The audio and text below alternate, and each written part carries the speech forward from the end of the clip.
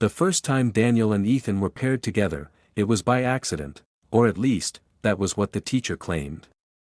A literature project needed partners, and with uneven numbers in the class, the shy boy found himself face to face with the newcomer.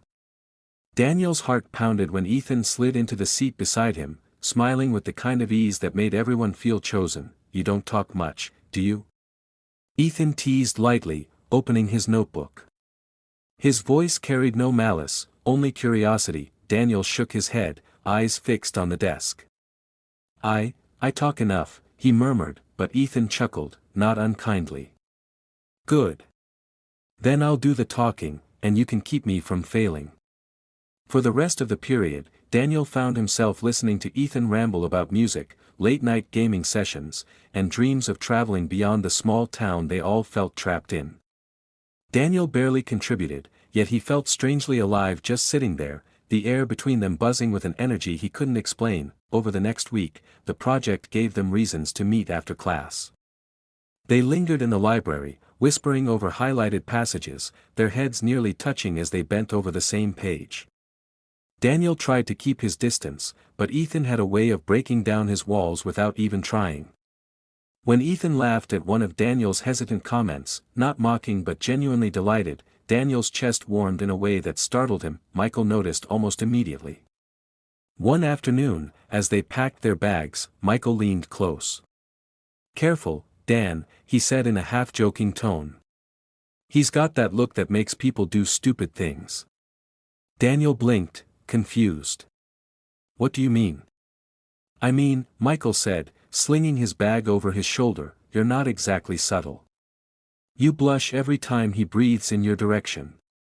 The words burned, not because they were cruel, but because they were true. Daniel tried to laugh it off, insisting that it was only a school project, nothing more.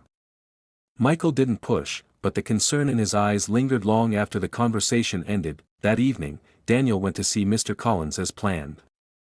The tutor greeted him warmly, ushering him inside the familiar apartment filled with the scent of coffee and old books. They reviewed equations for a while, but Mr. Collins soon reached for Daniel's hand, lacing their fingers together. His touch was steady, practiced, reassuring. "You're distracted," Mr. Collins said softly, searching Daniel's face. Daniel's heart skipped. He forced a smile. "Just tired. Schoolwork, you know." But the lie tasted bitter. While Mr. Collins kissed his forehead, Daniel's mind drifted back to the library, to Ethan's grin and the way his laughter had echoed in Daniel's ears long after it ended. The contrast was stark. Mr. Collins offered safety, maturity, a love hidden in shadow. Ethan offered something lighter, brighter, yet terrifying in its possibility. Days blurred into weeks, and Daniel could no longer deny the current pulling him toward Ethan. They stayed late after class, finishing their project long before the deadline but inventing excuses to meet again. Ethan started walking him halfway home, chatting about nothing and everything, and Daniel found himself laughing in ways he never had with anyone else. The ease between them frightened him, because it felt dangerously close to what he secretly longed for. One afternoon, as they packed up their notes in the library, Ethan hesitated. His voice dropped, hesitant for the first time since Daniel had met him. "I like talking to you.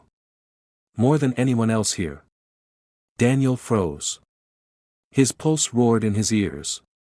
"Why?" he whispered. "Because you're real," Ethan said simply, his gaze steady. "Everyone else wants to impress. You just listen." The silence that followed stretched taut, filled with words neither dared to say.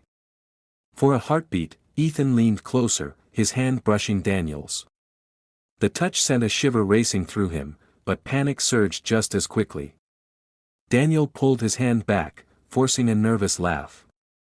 "We should finish this tomorrow," he muttered, gathering his things. Ethan let him go, but not before Daniel caught the flicker of disappointment in his eyes. That night, Daniel lay awake, torn between guilt and desire.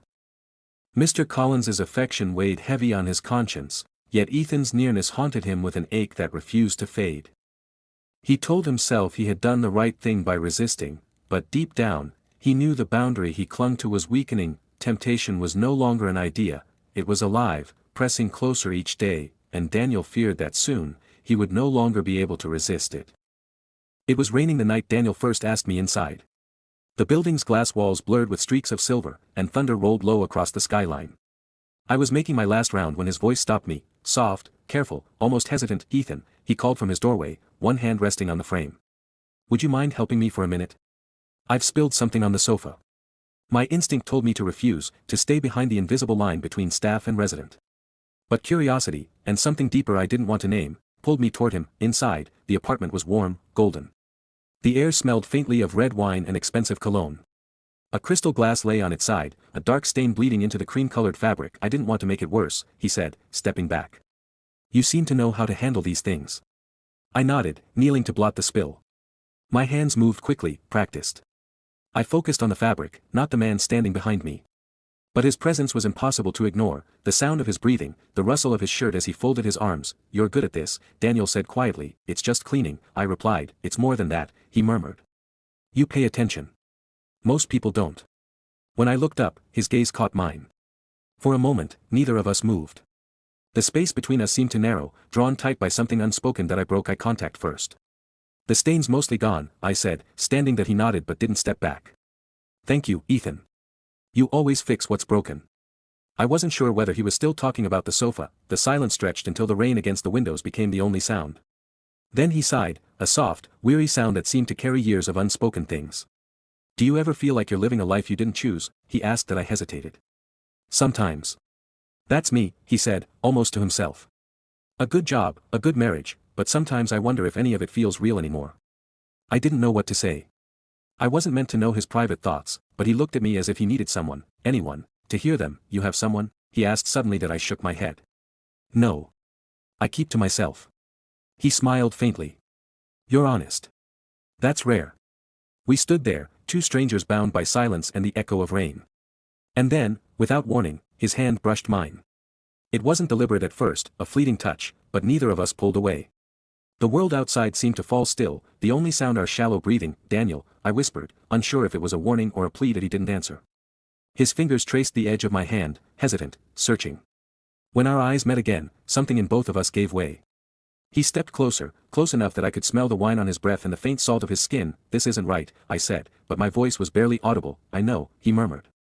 "But I can't seem to stop thinking about you." I wanted to move, to step back, to remind him of his wife and his vows. But the warmth of his hand against mine made reason feel distant, weightless. When he kissed me, it wasn't sudden, it was inevitable. Slow, uncertain, and aching with restraint. I didn't respond at first, too stunned by the tenderness of it, the way he touched me like someone who hadn't touched anything real in years. When it ended, we stood there, breathing the same unsteady air. Guilt rushed in like cold wind, but so did something else, a kind of fragile elation. "I shouldn't have," he began. "I know," I interrupted. That he took a step back, eyes clouded with conflict. "This can't happen again." "Of course," I said, though my voice betrayed me. After that night, nothing was the same. He tried to keep his distance, but his resolve wavered each time we met in the hallway. A glance would linger too long, a greeting would sound too soft. And I, foolishly, began to crave those stolen fragments of attention that I told myself it wasn't love. It couldn't be. But the way his eyes found mine in crowded spaces, the way his voice softened when he said my name, it felt like something dangerously close to it. Weeks passed in a quiet tension neither of us could name. Then one evening, as I was about to leave, Daniel appeared again, standing by the elevator. His tie was loosened, his expression unreadable. "Ethan," he said, barely above a whisper. "Stay a moment." I froze. That he stepped closer, close enough that I could see the exhaustion in his face. "I've been trying to forget that night," he said. "But I can't." I didn't trust my voice, so I said nothing. That he reached up as if to touch me, then stopped himself. "I don't know what this is, but it's not supposed to feel this real." Before I could answer, the elevator doors slid open, and the spell broke. That he turned away first, saying quietly, "See you tomorrow." And I knew, tomorrow would come, and so would the storm we'd both been pretending not to see. Days turned into weeks, and the air between us thickened with everything we didn't say. What had begun as glances and silences became something heavier, unsustainable. Daniel's eyes no longer met mine with ease. His voice, once warm, now carried restraint. Every word we exchanged seemed weighed down by what had already happened and what still lingered unsaid. That I avoided his floor whenever I could, trading shifts or finding excuses to clean elsewhere. But fate, or maybe weakness, had its own plans. One afternoon, the elevator doors opened, and there he was, impeccably dressed as always, though the color had drained from his face. "Ethan," he said softly. "Can we talk?" I hesitated before nodding. Inside his apartment, the space felt colder than I remembered. The curtains were half drawn, the scent of wine replaced by something faintly bitter, perhaps the smell of a life beginning to fracture. She knows, he said simply. It took me a moment to understand. Sophia? He nodded, pressing a hand to the back of his neck. She found a message I never sent. Something I wrote and deleted, or thought I deleted. She didn't say much, but she knows enough. The room seemed to shrink around us. Guilt clawed at my chest, hot and relentless. I never wanted, I know, he interrupted, his voice raw. Neither did I. He turned toward the window, staring out at the city where dusk was beginning to fall. You were supposed to be a distraction, he said quietly. A kindness. I didn't mean for it to become. He stopped himself, the rest of the sentence dissolving into the air. Something real, I finished for him. His shoulders tensed, but he didn't deny it. We stood in silence for a long time. Outside, sirens echoed faintly in the distance. I thought of how everything had started, with a smile, a simple act of gratitude, and how easily it had spiraled into something neither of us could control. I should go, I said finally. He turned then, eyes shining with something I couldn't name, sorrow, perhaps, or the last flicker of affection. Ethan, please. Don't walk away like this. I have to, I said. It's not my life that's falling apart, Daniel, it's yours. You can still fix it. He shook his head. It's already too late for that. But I knew that wasn't true. He still had choices. I didn't. That night, I packed my few belongings from the staff room, uniforms, cleaning supplies, the small notebook where I kept my hours, and left them neatly folded by the supervisor's desk. There was no resignation letter, no explanation. Only quiet absence. The next morning, I returned to the building one last time to collect my final pay.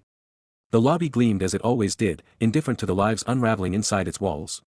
I avoided the penthouse floor, but as I stepped into the elevator, the doors slid open and Daniel was there, as if the universe refused to let us part without one final moment. He looked exhausted, suit wrinkled, tie missing. His eyes met mine with a kind of fragile resignation. You're leaving, he said, though it wasn't a question. I nodded. It's better this way. He stepped inside, and for a brief moment, the elevator doors closed us off from the rest of the world. The hum of the machinery filled the silence. I don't regret meeting you, he said finally. Even if everything else was a mistake. The honesty in his voice caught me off guard. Neither do I said softly. But some things aren't meant to last, Daniel. He smiled faintly, sad, accepting. Maybe not. Still. I wish I'd met you at a different time. When the doors opened on the ground floor, he didn't move. I stepped out first, turning back only once. He stood there, motionless, watching me go. Outside, the city was bright with morning light. I walked without looking back, my reflection flashing briefly across each glass window I passed. For the first time in months, the air felt clean. In the weeks that followed, I found work elsewhere, smaller places, simpler lives. But sometimes, when the rain hit the windows just right, I'd think of Daniel's apartment, of that night when he asked for help with a stain that never really came out. Maybe we were both trying to clean something far deeper than fabric, something neither of us had the tools to fix. I don't hate him. I don't even wish things had been different. Some connections burn fast, leaving behind only the faint scent of smoke and memory that I was only the cleaning boy. But for a brief, impossible moment, he made me believe I was something more, and that belief, however fleeting, was both the beginning and the end of everything.